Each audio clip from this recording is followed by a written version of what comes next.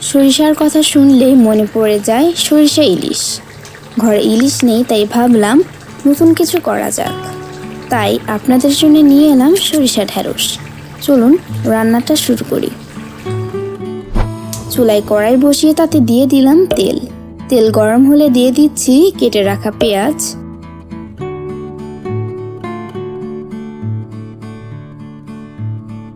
Add করছি সামান্য জিরা, দিয়ে দিলাম 4 থেকে 5টা কাঁচামরিচ।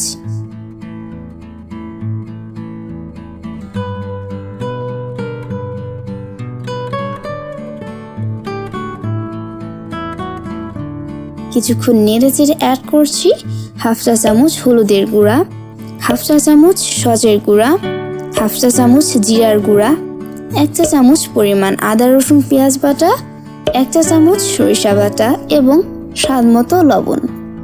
এবার ভালোভাবে মিক্সড করে অ্যাড করছি 1 কাপ পানি। কিছুক্ষণ নেড়ে চেড়ে কষাতে হবে কাঁচা ফ্লেভার দূর হওয়া পর্যন্ত।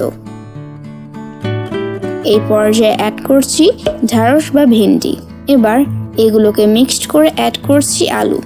তবে আলু ছাড়া রান্না করলে আরো বেটার ফ্লেভার পাবেন।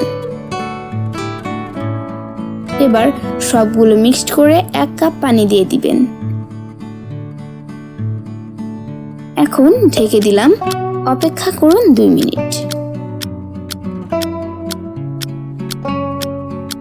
এবার একটু নেড়েচেড়ে ঢেকে দিলাম 5 মিনিটের জন্য।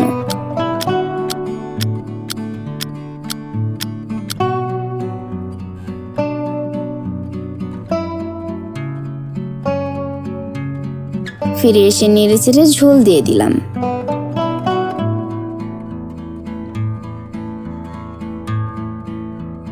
এখন ঢেকে দিলাম 3 মিনিটের জন্য।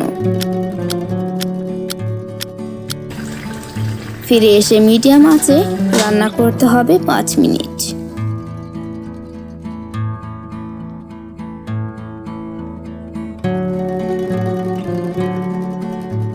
এই পর্যায়ে তৈরি হয়ে গেল আজকের স্পেশাল সরিষা ঢেঁড়স। এবার কমেন্ট করে বলুন তো খেতে কেমন ছিল। আপনাদের কমেন্টের অপেক্ষায় ফিরে আসছি খুব শীঘ্রই নতুন কোনো রেসিপির সাথে। ভালো থাকবেন, আল্লাহ হাফেজ।